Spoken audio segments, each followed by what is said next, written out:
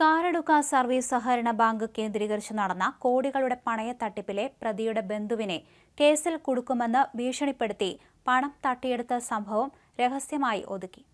SI റാങ്കിലുള്ള crime branch ഉദ്യോഗസ്ഥനും Bekal police station പരിധിയിൽ താമസക്കാരനായ tiger എന്ന അപരനാമത്തിൽ അറിയപ്പെടുന്ന വ്യക്തിയും മറ്റു രണ്ടുപേരും ചേർന്ന് തമ്മിലുണ്ടാക്കിയ പദ്ധതി പ്രകാരമാണ് കാറടുക്ക പണയത്തട്ടിപ്പ് കേസിലെ പ്രതിയുടെ ബന്ധുവിനെ കേസിൽ കുടുക്കുമെന്ന് ഭീഷണിപ്പെടുത്തി 4.5 ലക്ഷം രൂപ തട്ടിയെടുത്തത്. ഭീഷണി സഹിക്കാതെ 4.5 ലക്ഷം രൂപ കൈമാറിയതിന് പിന്നാലെ ബേക്കൽ സ്വദേശി വീണ്ടും പണം ആവശ്യപ്പെട്ടതോടുകൂടിയാണ് സംഭവം പുറത്തുവന്നത്. ബേക്കൽ പോലീസ് സ്റ്റേഷനിൽ നേരത്തെ ജോലി നോക്കിയിരുന്ന പോലീസ് ഉദ്യോഗസ്ഥൻ ഇപ്പോൾ ക്രൈംബ്രാഞ്ചിലാണ് ജോലി ചെയ്യുന്നത്. കേസിൽ നിന്ന് ഒഴിവാക്കാൻ ക്രൈംബ്രാഞ്ച് ഡിവൈഎസ്പിക്കും സ്റ്റേറ്റ് സ്പെഷ്യൽ ബ്രാഞ്ച് ഡിവൈഎസ്പിക്കും നൽകാനെന്ന് വ്യാജേനയാണ് പണം കൈപ്പറ്റിയത്.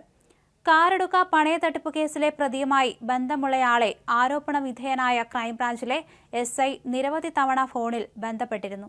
കാറടുക്ക പണയത്തട്ടിപ്പ് കേസ് പ്രതിയുമായി ബന്ധമുള്ള പരാതിക്കാരൻ പ്രതിയുമായി ഫോണിൽ ബന്ധപ്പെട്ടതിന്റെ തെളിവുകൾ ഉപയോഗിച്ച് കേസിൽ കുടുക്കുമെന്നാണ് പറഞ്ഞത്. എന്നാൽ വസ്തു കച്ചവടവുമായി ബന്ധപ്പെട്ട നിരവധി പേരുമായി ബന്ധമുള്ള ഇരയെ SIയും മൂവർ സംഘവും ചേർന്ന് നിരന്തരം ഭീഷണി തുടർന്നു. ഭീഷണി മൂലമുണ്ടായ മാനസിക സമ്മർദ്ദം താങ്ങാനാകാതെ അത്യാഹിത വിഭാഗത്തിൽ ഇരയെ ആശുപത്രിയിൽ പ്രവേശിപ്പിച്ചപ്പോഴും SIയും ടൈഗറും ഇദ്ദേഹത്തെ തേടിയെത്തി ഭീഷണി തുടർന്നു. കേസിന്റെ അന്വേഷണത്തിന് ആണെന്ന പേരിൽ മൂവർ സംഘത്തിലെ പ്രധാനിയുടെ വാഹനത്തിന്റെ ടയറുകളും ഇദ്ദേഹത്തിന് മാറ്റി നൽകേണ്ടി വന്നു. തുടർന്നും പല ആവശ്യങ്ങൾക്കായി നിരവധി തവണ ഇരയിൽ നിന്ന് ഇവർ പണം പറ്റിക്കൊണ്ടിരുന്നു.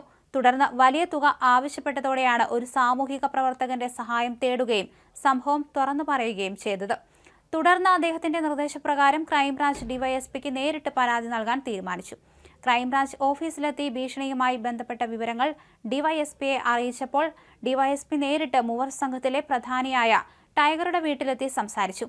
തുടർന്ന് ടൈഗറിനോട് ക്രൈംബ്രാഞ്ച് ഓഫീസിൽ ഹാജരാകാനും ഡിവൈഎസ്പി നിർദ്ദേശിച്ചു.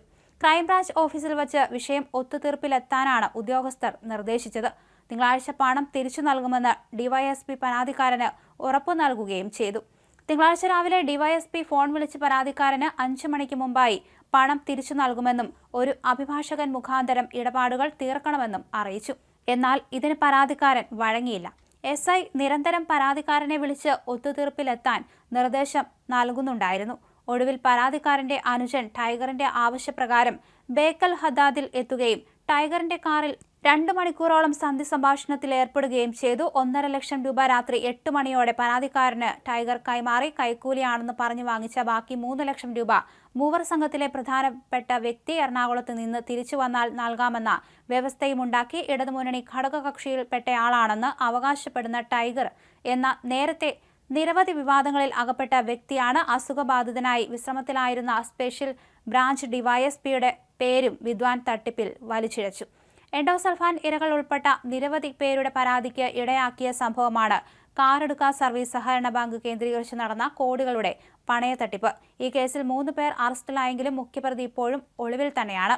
മുഖ്യപ്രതിയെ പിടികൂടാൻ ക്രൈംബ്രാഞ്ചിന് എന്തുകൊണ്ട് സാധിക്കുന്നില്ല എന്നുള്ളതിന് ഇനി മറ്റൊരു തെളിവ് ആവശ്യമില്ല. 2 മുതിർന്ന ഡിവൈഎസ്പി റാങ്കിലുള്ള ഉദ്യോഗസ്ഥരുടെ പേര് ദുരുപയോഗപ്പെടുത്തിയ സംഭവത്തിൽ പരാതിക്കാരൻ നേരിട്ട് ഡിവൈഎസ്പിയെ കണ്ടിട്ടും എന്തുകൊണ്ട് കേസെടുത്തില്ല എന്നുള്ള ചോദ്യം ഉയരുന്നു.